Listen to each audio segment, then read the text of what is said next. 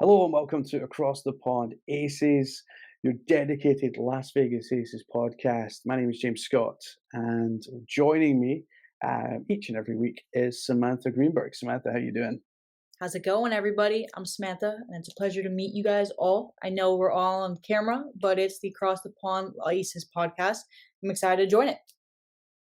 Yeah, that's right. As you say, we're on camera, so if you are listening to the podcast version, you can see us in all our glory, Or or you, maybe not so much glory.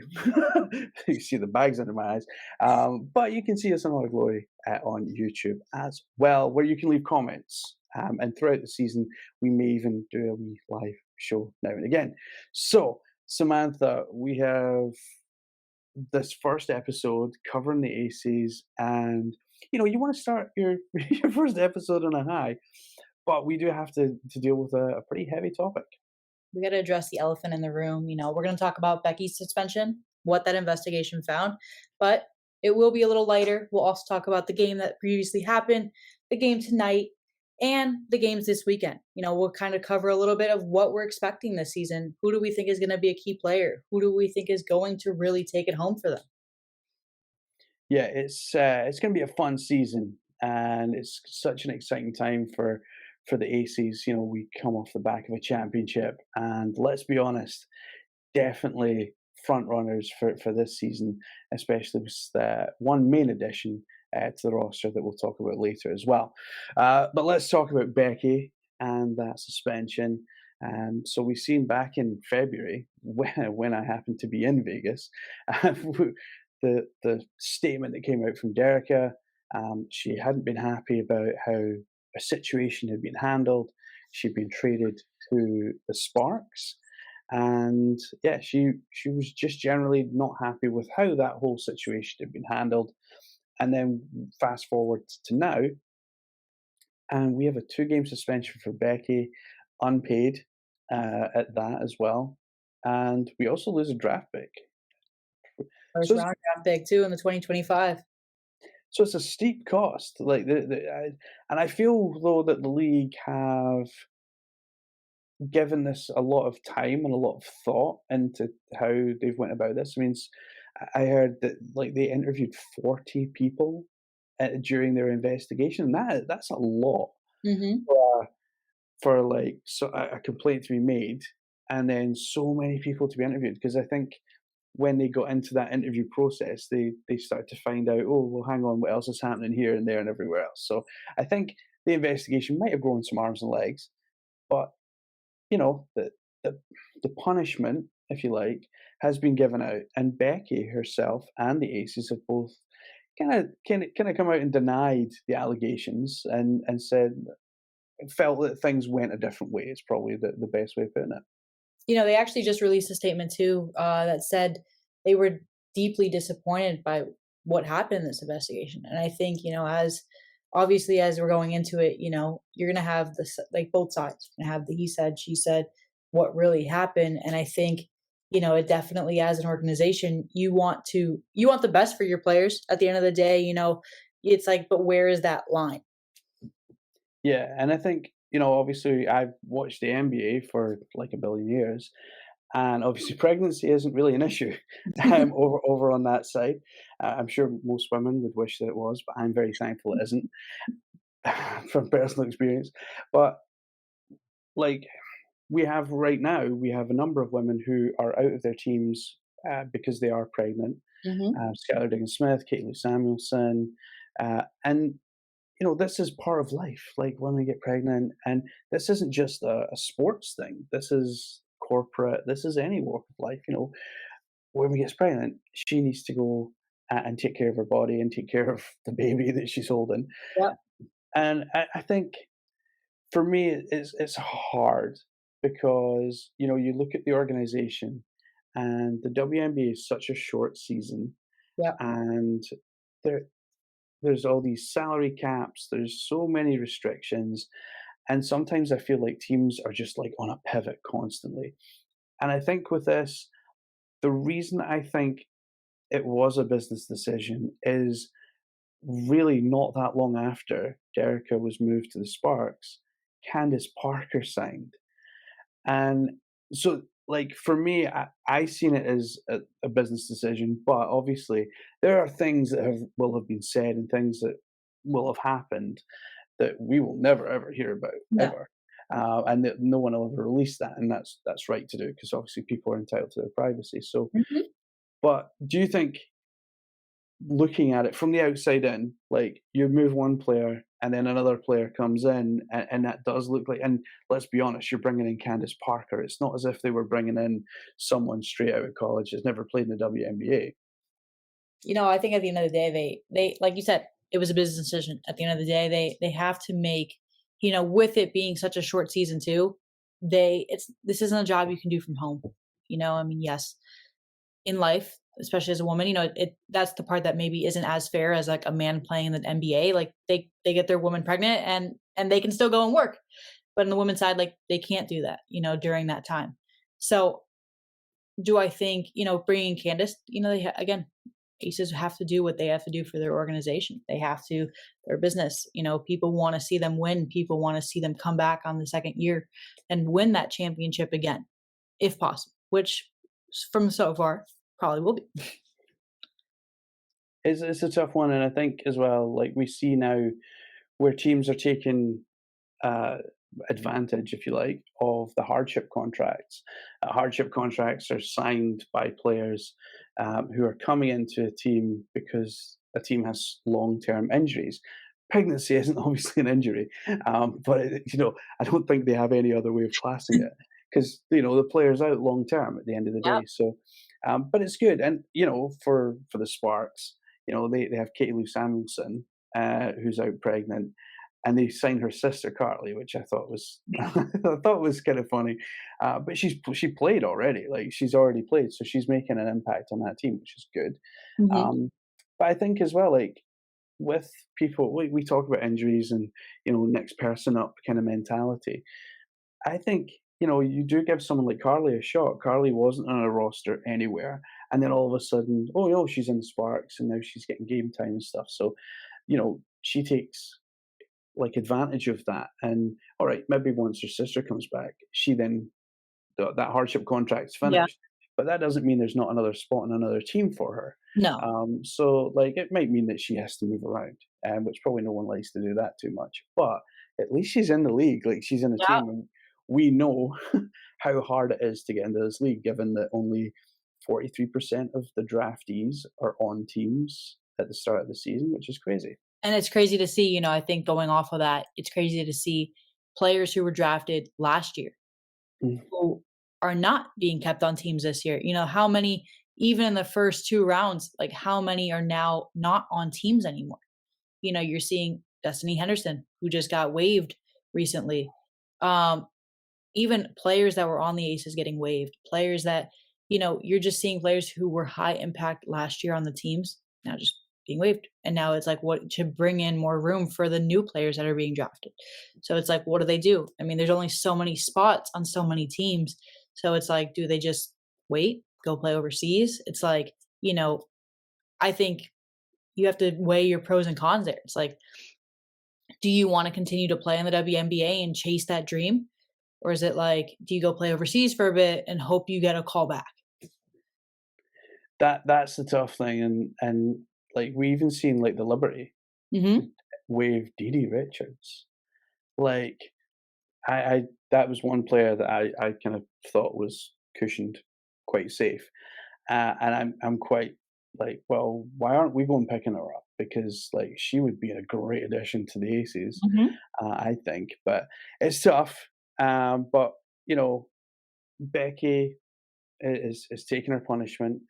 And I think it has to be noted that of all the statements, everything that's been said by the player, by coach, by the teams, I think everything's been really respectful. There's no mudslinging. Yeah. Everyone has I think done a good job of kind of respecting each other Mhm. and kind of showing that respect. Yes, I've got a problem and I'm going to air it, and I want to make sure that this is looked into. So, and I can see where Derek is coming from. She wants to make sure it gets looked into so that it doesn't happen to anyone else, Yeah. and that makes absolute sense. But I think that the way that everyone's handled this whole situation from league down, has been really well done because like this could so have easily like turned into a big media fiasco and Oh, like yeah. mudslinging and everything else. They could always be like, and I think it's important too is, Dearica has her own daughter herself. So I think it's important for her to show her daughter too, like, if you're ever in this situation in the future, you don't want to let this happen. You want to make sure you're going about it the right way. And I think that's important to her, especially as her as a mom, is she's not just thinking about herself right now. She's got her kids. She's got to, make sure that they understand that this is not okay in the workforce. Absolutely. Now, moving on to happier times. Uh, this was weird. This was weird. Some teams by this point of the season have played 3 games. Connected some for one, who are by the way are 3-0. We have played one game Mhm. so far, and that is against the Seattle Storm in Seattle, and it was a blowout. Let's be honest. I mean, In the nicest words. yeah, like I don't use like a lot of people say blowout and it's like 10 points. I don't count a 10 point win as a blowout. 41 points. 41 points I count as blowout for Yeah. sure. And what was your big takeaways from like the overall experience of this team and watching them because they for me they just don't look like they've skipped a beat. So when I saw this game, I had to make sure this wasn't preseason. I was like, "Is this a real game or is this preseason?" And like in the nicest way possible, you know. For them to win 105 to 64, 41 points, are they facing injuries? You have to really like take a glance. You're like, What's going on here?" For Kelsey and Jackie having 23 points, Asia having 13 and 13, it's like, well, they set a league record for opening day victory for 41 points, and you're just like, is this going to be how the rest of the season is going to go, or was this just they were feeling good that day? So it's like, we got to see what's going to go on. I mean, we know that they have a strong team. They have a what we call a stacked roster, and with these chances so far, everything is already falling into place with how it's going to go. I know it's early, but It is again, early. you can start to see certain signs. I think what was good for me is it looks as though chemistry wise we're not going to have an issue. Hmm. I think that speaks to the way that we've kept the majority of this team together. Yeah. We've brought in Candace, and I think there was a. It was after the Storm game. Holly Rowe was interviewing Kelsey Plum, and she asked her a question, and Kelsey like went off on some kind of tangent or something about Candace Parker's shoes, and I was like, that doesn't make sense. And then the next clip that the Aces put out was Kelsey Plum being like, "Yeah, I was getting interviewed by Holly Rowe, and I have no idea what she asked me, so I just started talking about your shoes." It's like I was like, "What?" So I think they're kind of still riding that buzz, that kind of high Oh yeah. of winning the championship last year. They come in, and sometimes when you see a champion, and this goes for any sport, Hmm. sometimes you see a championship team come in the next season and they're a little bit like, "Oh man, the league is coming for us. Oh yeah. Like this is going to be the worst season ever." Whereas the Aces, like right across the team, are like, "We're here. You can come for us if you Hmm. like." No, you're definitely seeing it. I mean, like you said, in any other team, any other sport, usually the person that wins, you don't usually see them like it's not often that they win back to back to back. I mean, sometimes you'll see it, but for the most part, it's they're starting slower. It's like, all right, like they know the rest of the league is out to make sure that they don't win back to back. And that'll probably happen this season too, with the Aces. There's going to be the teams that don't want them to win again. They want to be the one that beats them. But let's see. Yeah, it's going to be interesting because I think when we look at that game, and it is the only game we have so far. After like Mhm. we're almost in week 2, and we have one game, so we have a very small kind of Yeah. pool to choose from. But I just thought, like, if you're gonna set a statement for the season Mhm. and you're gonna do it, I mean, Joe Lloyd is still there, obviously Super, Brian Stewart, and a whole host of other players are away there, another team that are kind of in rebuild mode. Which is kind of a shame because Seattle have always kind of had a soft spot for. So I was kind of like, oh, please don't like let's beat them, but like well, let's not like hammer them. Jeez. Sure. But you're absolutely right. Like, and it's weird how in Europe like, you will see teams win the league 10 years in a row. Mhm. Like, Manchester United did it in soccer in England. They had the best Scottish manager of all time, of course.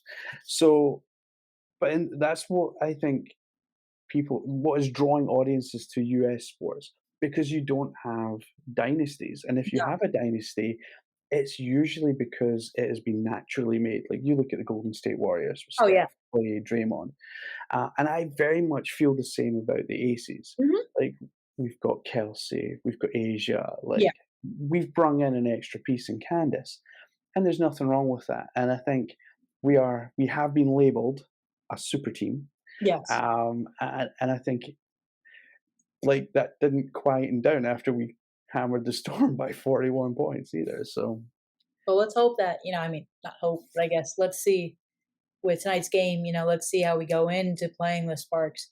Let's see if I mean they won their last game too, but now are we going to beat them? Or, were they as challenging of an opponent? Or, I think it's really going to. I know with the Aces having had the most points last season, them going into that first game, it's like you got to really take in what the whole picture and seeing, all right, are we going to win with the Sparks? Can we go undefeated this season? I don't know if that will happen, but we definitely got to hope for that. yeah, I mean, that would be one heck of a season for our podcast. Like, going undefeated, we'd have to change the name. We'd have to change it to Across the Pond Undefeated Aces. Yeah. We could do that. One thing that before we get onto the Sparks game, one thing that we do have to look forward to this season that I totally forgot until now is we have All Star this year in Mhm. Vegas, which I think is good. We're hosting that, and I think that's good as well. I think that shows as well, like, the Aces are kind of well thought of as an organization in terms of putting on events. So I think that's good. Now, the Sparks. They every year since I followed the league, at the beginning of the season, everyone has said, "Oh, the Sparks are going to be the team this year. The Sparks are going to do this. The Sparks are going to do that." And usually by about quarter into the season, everyone's like, yeah, maybe next year the Sparks will show up. Like, I don't think. I mean, I blame Derek Fisher for a big part of it, because I don't rate him as a coach, but and I never have. But, like, I just feel like this year with Kurt Miller, Yeah. like, they've got a legit coach Oh yeah. who. I mean, if I'm honest, I thought Latricia Chamwell, who is now at the Wings, I genuinely thought that she was kind of being kind of groomed for that job at the Sparks. And when she took the Wings job, I wasn't surprised because I think she's a head coach. But I was kind of like, I thought. But then when they signed Kurt Miller, I was like, they're legit now. They have made some moves. They've added some players. They've added some talent. Mhm. Is it enough to, like, not just to push us in these next two games, but is it enough to get them into the playoffs this year? I think, it'll be interesting. Usually when a new coach comes in and they have a whole rebuilding phase, you really think that first year, are they going to be able to do it? You know, it's usually that first year when a team comes into the league, a new coach, not league, but like when the new coach comes in, that's him working with new players, seeing what he's going to do. You know, building that team chemistry and figuring out like how is everybody going to mesh well together. But you've seen him working with the Connecticut Sun, and how well he did there with them and that organization, to now go to Los Angeles and let's see. I mean, they won their last game. Let's see how they play tonight and see. I think that'll be start like a good. They're playing a high contender. Now let's see if they can how they do against somebody of that caliber. Yeah, so we've got these two games against the Yeah. Sparks. Now, the first Mhm. one, obviously, tonight. So we're recording this Thursday. So the one tonight is in LA. So the Aces still haven't played a home game. Yep. However, this weekend, we look forward to hosting the Sparks. One, we will have Becky Hammond back. And two, we get to unveil the banner and rings and all this kind of stuff. It's going to be awesome. It's going to be a very awesome night. And I think we win tonight and we go into that game with such a high. And like I Oh said yeah. before, like against the Storm, like it was like we hadn't missed a beat, like from winning the championship. Everyone's up for it. and I think we just carry that momentum right through to the weekend. I think it'll be good. I think Saturday's game will be very important for them because this will be them going to their home territory, and to have Becky back to be able to just celebrate their big win from the last season, I think that's really important. It's putting the team, I don't want to say back together, but it's going off of what they just won. It's having her back and being and showing that they're strong, that this is their season. Yeah, and this season is going to be special. I think. I Mhm. think because and Mark Davis, to his credit, like he has embedded this team into Vegas and the community as Oh well, and I think that's really important because I don't think. I mean, I think the Raiders are to a certain extent, the Golden Knights as well, but I really think that the Aces have kind of caught the imagination yeah. of the people who live in Vegas. Like Mhm. I think the Aces are the Vegas team, whereas I think the Raiders and the Golden Knights, I think they're for everyone who comes into Vegas. Like that's the way I kind of look at it. The sad point, and we'll talk about merchandising, is I was in Vegas in February and I could not for love nor money buy anything Aces related. Like it was all Raiders, Golden Knights, and every other NBA team under the sun. And I was like, and I said to a girl at one of the stores, I was like, why do you not have Aces gear? And she said, you can't get a license for it. So obviously, to sell merchandise, you need a license to be able to sell it, and that comes from the team. And apparently, the Aces don't give out the license. So the only place you can buy merchandise in Vegas for the Aces is either online or you have to go down to Mandalay Bay to actually purchase it at the arena. And I find that really odd for a team that is so embedded in the Yeah. community and has really got like now maybe it is a ploy because it then means that people have to go Yeah. like you just go to a game and then you get your stuff while you're there. So there maybe is that aspect, but I was kind of gutted because I was like, oh yeah, I'll get myself a jersey, like no problem. Because here in the UK it's difficult to get a hold of one. But I was like, no, this is terrible, and that's something I think the Aces do need to work on. And like I've always said that the WNBA is terrible at marketing itself. And I think that this is unfortunately another thing that like they just I don't think they get this right. Because I think if you want to build that momentum, Oh, like yeah. and especially with them being embedded in the community, and you see the fans come out, and it is a good Mhm. fan base that us Aces have. So let's hope that changes very soon. You even saw it when they won, like, you saw how many people were at their parade. You saw everybody, even at their games, you had celebrities coming to the games too. So it wasn't just like, you know, a s these crowds were very full, and people were coming from all over to watch the Aces play in their stadium.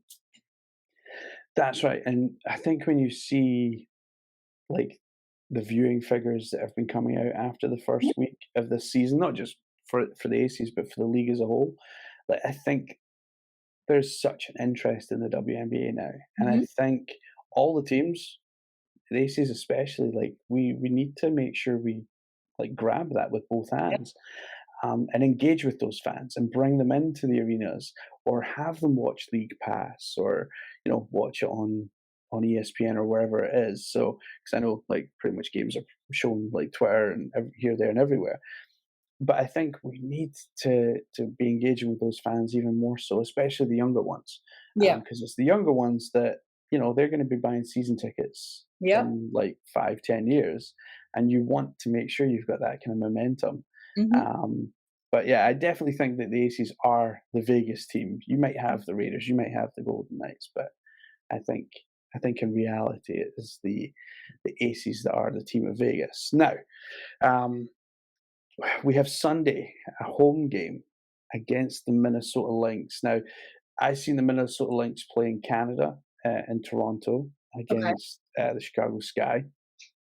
We were very fortunate that we were given media credentials for that, and we had Simona go down, who lives in Toronto. She was able to go down to the game and get us loads of footage and get us in interviews and stuff.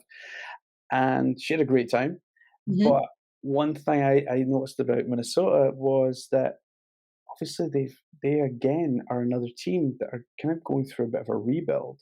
No, I Yeah. wouldn't say it's a full rebuild. They've still got Nafisa Collier and stuff, but it, Sylvia Fowles leaves such a big gap. It's tough because like you look through that team and there's such it's a young team. It's a really young team, and against Chicago in Toronto, they started really strong. Like they started really, really well, and then it was Kayana for the Sky, who suddenly in the fourth quarter like just showed up, and you were kind of like, "Oh wow, like she's really good." And then she was waived 4 days later, so Wow. which is That's crazy. mind blowing, That's crazy. really crazy. But I think the links. I think Nafisa. I think she's the leader now. I think she's Okay. taking on that mantle. But I think this is a rebuild team. So I think by the end of Sunday, we're 4-0. Like I'm very confident to say that by the end of Sunday we're 4-0. Let's definitely I'm gonna knock on whatever this table is made out of. That is hope, let's hope that one of these teams doesn't surprise us. Who knows? Maybe the Lynx will take us by surprise. And next recording we'll be having a different narrative there. Let's hope not. Let's hope we're going in undefeated. But you know, let's not jinx it. I'm gonna knock on this table again. Well, this is it, and I think this is one thing we do have to be wary of this season. Is teams will be looking for us to be resting on our laurels, like, "Ah, Yeah. yeah, we've got this game, no problem." Now in British soccer, you'd call that the banana skin game, where you go in against a team like maybe Fever, and you go in so laid back, so chilled out Like, that you've I got you've this. got this, that you slip on the banana skin and they beat you by 20. Yeah.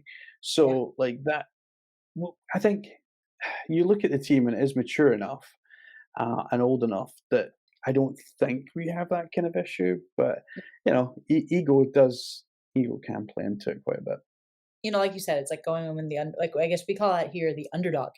The underdog there is like you said, Indiana.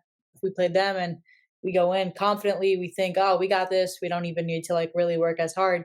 And they go out and they beat us by a lot. And it's just kind of like, well, we weren't expecting that one. Yeah, let's hope for the 4-0 by the end of Sunday. Oh yeah, We'll be happy with that. on that Uh, one. we have had some additions to the team. We mentioned one of them, obviously, Candice Parker, who's a two-time WNBA champ, and we also have Alicia Clark. Alicia Clark, huge fan of. When I seen that coming, I was like, "Oh, that's like two serious players that we've signed," and And we got also Taylor Ford. Kayla George. Yeah. Now, I honestly didn't know a whole lot about her, so I had to do a bit of research first. But she has come obviously from Australia. Now we've seen some Australian players come over in the past. There's a bunch of them in the league, to be fair, and she seems to be another one. Like Australia seems to be really good at producing Oh yeah. players and good talent, and she seems to be someone who's going to be a really good role player for us. I think like you said, going on from Australia, you wouldn't expect them to produce like players who were really good, but you're even seeing it on the men's side too. These Australian players coming over to the NBA, and you're impressed by what they can do. Yeah, I mean, one of my favorite. Everyone knows I'm a Jazz fan as well, and one of my favorite players is Joe Ingles, or Jingling Joe, and like for years we had him. I think we had 7 years we had him, and like not only was he a great player, but like they also come with personality. Yes. And that is one thing that Australians like in the UK. We are part of the Commonwealth with Australia, and so you do have a lot of Australians that come to the UK, and Australians have big personalities, Oh yeah. and I think that lends well to a league like the WNBA, where you're looking for personalities, you're looking for people to step out and be those personalities. And I think I'm hoping that Kayla can shine this year. I think it'll be good too with her being with other like key players for her to be able to like work on that and be able to see everything and develop into who she like, you know, taking her talents from overseas and bringing them here and showing what how different the game is over there and bringing it over here. Yeah, I think I really enjoy watching, like, players that, have come a different route. Mhm. It's very tough now to come from college and come into the WNBA. It obviously makes it harder because then you have imports that are coming, Yeah.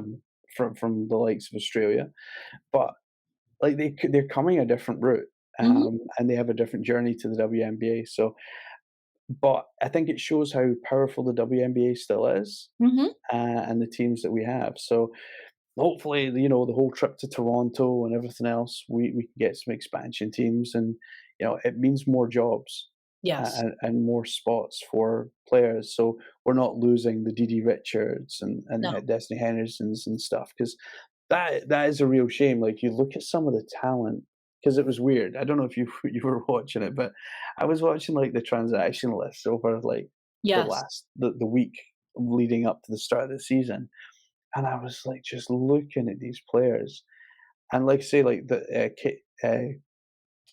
girl that was playing in Canada that showed up in the 4th quarter and killed the Lynx, like, she showed up, and then 4 days later, she's waived, and I'm like, "That makes no sense." Like, she was really good, and what was worse is James Wade in his press conference, like, "Oh, yeah, I can't wait to work with her, she's gonna be really good," Oh, no. and, like, I have that on film. So, like, I'm like, "Oh, man, this sucks so bad," but Yeah. no. Luckily for the Aces, I think we have been blessed that, we had a strong unit Mhm. coming out of the championship year. It's not as if, like, loads of players retired, 'cause sometimes, you see that. Suddenly everyone retires because they won a championship. But everyone's come back pretty much this year, and everyone looks really good, especially after that first game. I think everybody's ready. They're hungry for this season. They wanna get they wanna show the world that it wasn't just a one-off. They wanna show everybody that, like, this is what it's about. We're gonna go in, it's not just gonna be a one-time thing. We're gonna continue to show the league, like, what we're about. Yeah. Obviously, health and fitness kind of play a big part into that, and I think as long as everyone can stay fit and healthy, Yeah. although we said earlier it's a short season, it's a short season comparable to other sports leagues, Yeah. but it is still a long season, and Mhm. bodies. And I think something that we have to appreciate is a lot of these players are coming back from abroad, playing abroad. Yeah. So a lot of them, will have some knocks and stuff. So I'm looking forward to this season. Anything that you're particularly looking forward to this season?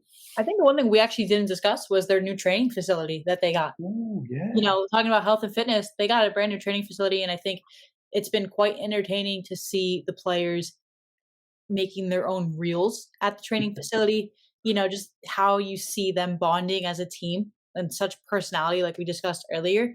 You're definitely seeing them joking around with each other, showing that team dynamic that it's not just all games, that that they can go out and they have fun. They have who they are as people because I think, again, something that we have to remember too is these are people. They're yeah, just because they play the game doesn't mean that they're not human beings that and I think that's so important is that they're their own brands. Everybody has their own personalities and it's like seeing them at their training facilities making jokes and having all it's showing their like even looking at their social media. Like whoever runs their social media is brilliant because they definitely know how to interact. They interact with the fan base, they interact even the players themselves. If you watch their tweets, they post the most like most hilarious stuff out there and it's so entertaining as like, they keep their followers engaged, not just watch me play. It's like, you want to be part of the brand itself. yeah. No, for sure. Now, before we finish, I do want to celebrate one of our guests over on the WNBA show that we've had a number of times, and I'm sure she's probably going to show up on this show at some stage. Dr. Chantel Chimuteri. She is getting married this Friday. So congratulations to you when that happens. It's going to be awesome, I'm sure. I've seen some social media flying around already, so it's probably going to be a wild one. So, congratulations to you and your wife once you guys tie the knot. We will be back next week and every week thereafter, covering your Las Vegas Aces or our Las Vegas Aces Mhm. from across the pond, from Florida, and everywhere in between, which is pretty much the pond. So, but throughout the season, we will be back and we will be bringing you guests. We will be bringing you all the latest news, results, and really just like cheering on for our team because we all want to see the Aces do really well this season. But for me and Samantha, have a great one, and let's hope for a win tonight. So for an undefeated season. Oh, you called it.